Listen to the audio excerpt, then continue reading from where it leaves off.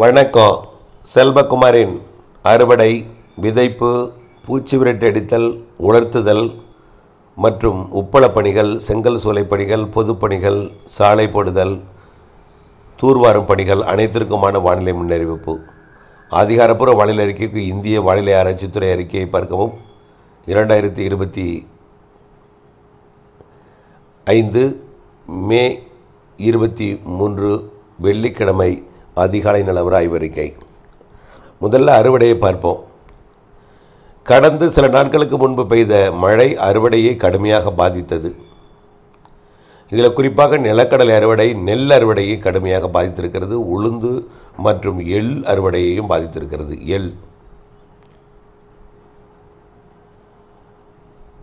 ஆக இந்த நிலையில் இன்றைக்கு 23ஆம் தேதி மாலை இரவிலே ஆங்காங்கே இடிமழை பொழிவு கொடுக்க போகிற நிலையில் சில இடங்களிலே சற்று பரவலான மாலை இரவு இடிமழை பொழிவு கொடுக்க போகிறது.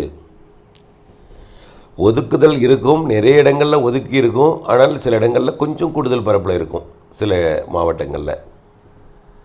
அதில் குறிப்பாக புதுக்கோட்டை, சிவகங்கை, ராமநாதபுரம் உள்பகுதி, மதுரை, திண்டுக்கல் மாவட்டத்தோட பகுதிகள் மற்றும் டெல்டா மாவட்ட பகுதிகள் மற்றும் வட உள் மாவட்ட வடகடலோர பகுதிகளுக்கெல்லாம் இன்றைக்கு ஒதுக்கி ஆங்காங்கே மழைப்பொழிவு கண்டிப்பாக இருக்கும். ஆக இந்த மழைப்பொழிவு மீண்டும் ஒரு அச்சுறுத்தலை அறுவடை விவசாயிகளுக்கு கொடுக்க போகிறது. இன்றைக்கு ஒரு நாள் தாங்க பரவலாக இருக்கும். நாளைக்கு கால்வாசி ஆகிடும், கவலைப்பட வேண்டாம். இன்றைக்கு 23ஆம் தேதி ஒரு நாள் மாலை இரவில் கண்டிப்பாக ஆங்காங்கே கனமழை பொழிவு கொடுக்கும். எல்லா மாவட்டங்களுக்குமே வாய்ப்பு இருக்குது. ஆனால் ஒதுக்கி கொடுக்கும். பெய்யும் இடத்துல வலுத்த மழை இருக்கும், அருகருகே ஒதுக்கி இருக்கும் என்பதை நீங்கள் நினைவில் கொள்ள வேண்டும். அறுவடை விவசாயிகள் இன்றைக்கு முடிந்தவரை விரைந்து அறுவடை செய்யணும். மாலை வந்துவிட்டால் மழை வந்துவிடும். மூடி பாதுகாத்திட ஆயத்தத்துடன் இருக்கணும். நாளையும் இன்றைய மழைப்பொழிவில் பாதி மழைப்பொழிவு இருக்கிறது, பரப்பிலும் அளவிலும். இன்றைய மழைப்பொழிவில் பாதியாக இருக்கும் நாளை.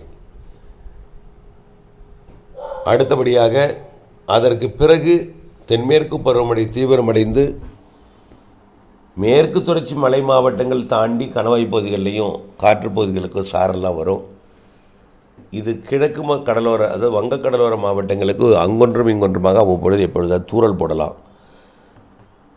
இதை நினைவில் கொண்டு திட்டமிட்டு கொள்ள வேண்டும். உலர்த்துதல் பணியை பொறுத்த வரைக்கும் நல்ல வெயில் இருக்கும். இன்றைக்கு நாளைக்கு எல்லாம் முற்பகலில். ஆனால் மதியத்துக்கு மேல் மழை வந்துடும். மேகம் மதியத்துக்கு பிறகு 2:30-3 மணிக்கெல்லாம் நிறைய சூழத் தொடங்கிடும். ஆங்காங்கே இடிமழைப்பொழிவு இன்றைக்கும் நாளைக்கும் இருக்குது. இன்றைய மழைப்பொழிவில் பரப்பில் நாளை குறைவாக இருந்தாலும் 2 நாளும் மாலை இரவு மழைப்பொழிவு இருக்கிறது. அதற்கு பிறகு மேற்கு தொடர்ச்சி மலை மாவட்டங்கள், கணவாய் காற்று பகுதிகள், மலைப்பகுதிகள், அணைகள் நீர்பிடிப்பு பகுதிகள், கேரளா, கர்நாடகா உள்ளிட்ட பகுதிகளில் இருக்கும். ஆக அணைகள் நீர்பிடிப்பு பகுதிகளில் பொழிவது உங்களுக்கு நல்ல ஒரு மகிழ்ச்சியை கொடுக்கும். அணைகளை நிரப்பப் போகிறது என்கின்ற செய்தி.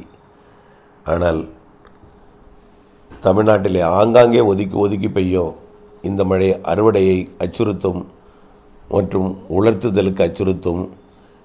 பூச்சி விரட்டி அடித்தலை பொறுத்த வரைக்கும் மதியத்திற்குள் பூச்சி விரட்டி அடித்து 4 மணி நேரம் இருக்கும்படியாக செய்து கொள்ள வேண்டும்.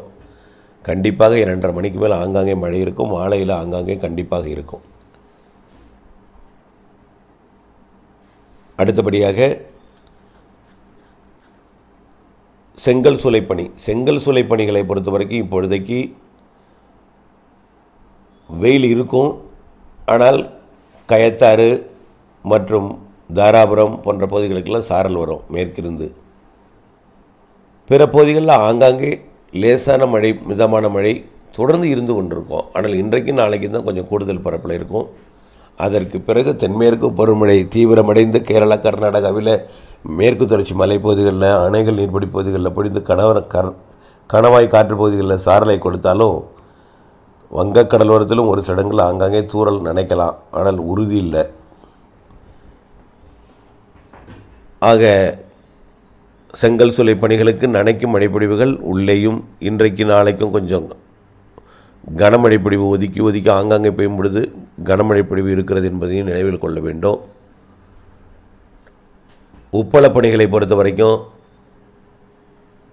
வேதாரண்யம் மற்றும் அதாவது அகசியம்பள்ளி மற்றும் கடிநல்வயல், மரக்காணம் மற்றும் ஆந்திர எல்லையோர தட ஆரம்பாக்கம் உப்பள பகுதிகளுக்கு கண்டிப்பாக இன்றைக்கு மாலை இரவில் ஆங்காங்கே மழைப்பொழிவை கொடுக்கும் பொழுது சற்று கூடுதல் மழைப்பொழிவு சில இடங்களில் பொழியும் என்பதனால் முன்னெச்சரிக்கை தேவை.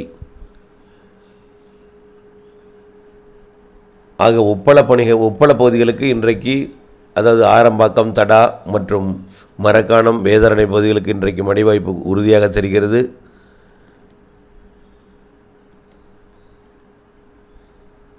தூத்துக்குடி பகுதி உப்பள பகுதிகளுக்கு பெரிய அளவிலே மழை இல்லாவிட்டாலும் தூத்துக்குடி பகுதி உப்பளத்திற்கு இன்றைக்கு மழை இருக்கிறது மதியம் மாலையில்.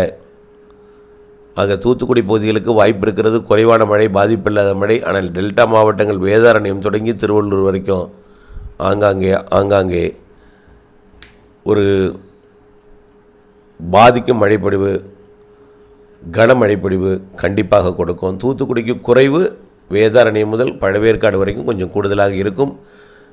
ஆனால் பரவலாக எல்லா இடங்களுக்கும் பெய்யாது. ஒதுக்கி விட்டு கூட உப்பள பகுதிகளுக்கு ஒதுக்கி விட்டு கூட போகலாம். இன்றைக்கு நாளைக்கு மட்டுமே வாய்ப்பு. பிற நாட்களில் மேகமூட்டம் அங்கொன்றும் இங்கொன்றும் துறல். இது உப்பள பகுதிகளை பாதிக்காது. உப்பு உற்பத்தியை தொடர்ந்து செய்யலாம். இன்றைக்கு ஒரு நாள் மாலை இரவு மழைப்பொழிவுக்கு மட்டும் முன்னெச்சரிக்கை எடுத்திடுங்கள், மூடி பாதுகாத்திடுங்கள். அடுத்தபடியாக பொதுப்பணிகள், கட்டிடப் பணிகள், சாலை பணிகள், தூர்வாரும் பணிகள். இன்றைக்கு ஒரு நாள் மாலையில் மழை இருக்கிறது என்பதை நினைவில் கொண்டு சாலை பணியை திட்டமிட்டுக் கொள்ளணும். திடீரென்று மாலை 3-4 மணிக்கு டெல்டா மாவட்டங்களுக்கு கூட மழை வரலாம். மதியத்தில் மேற்கையும் மாலையில் கடலோரமும் மழைப்பொழிவு எட்டிவிடும். முன்னிரவு வரைக்கும் ஒரு சில இடங்களில் இருக்கும். ஆக இதை கவனத்தில் கொண்டு அதாவது சாலை போடுதல், தார் சாலை போடுதல், குறிப்பாக மழை பாதிப்பு, மழை நனைத்தல் போன்றவையெல்லாம் இருக்கும் ஆங்காங்கே என்பதை நினைவில் கொள்ள வேண்டும். ஆனால் இன்றைக்கும் நாளைக்கும் மட்டும்தான், அதற்கப்புறம் தீவிரம் இருக்காது. ஆக இன்றைக்கு இடிமழை பொழிவு இருக்கிறது, நாளைக்கு இன்றைய மழையில் பாதி இருக்கிறது என்பதை நினைவில் கொண்டு பணி செய்திட வேண்டும், திட்டமிட்ட பணி செய்திட வேண்டும். அடுத்தபடியாக தூர்வாறுதல். கர்நாடகாவின் காவிரி நீர்பிடிப்பு பகுதிகளிலையும் கேரளாவின் காவிரி நீர்பிடிப்பு பகுதிகளிலையும் வரக்கூடிய நாட்களில் 10 நாட்களுக்கு மிக கனமழை பொழிவு கொடுக்கப் போகிறது. கர்நாடக அணையை நிரப்பதற்கு வாய்ப்பு இருக்கிறது. மேட்டூர் அணையை அதனைத் தொடர்ந்து நிரப்பதற்கு வாய்ப்பு இருக்கிறது. ஜூன் 12க்கு முன்பாகவே மேட்டூர் அணை திறப்பதற்கு வாய்ப்பு இருக்கிறது. இதனை கவனத்தில் கொண்டு கருத்தில் கொண்டு தூர்வாரும் பணியை விரைந்து முடித்திட வேண்டும். தொடர்ந்து இன்றிலிருந்து தொடங்கும் தென்மேற்கு பருவமழை வரக்கூடிய 31ஆம் தேதி வரை பலத்த மழைப்பொழிவை காவிரி நீர்பிடிப்பு பகுதிகளில் கொடுக்கும் என்பதை நினைவுபடுத்த விரும்புகிறேன். தொடர்ந்து இணைந்திருங்கள் அப்டேட்ஸுடன். நன்றி.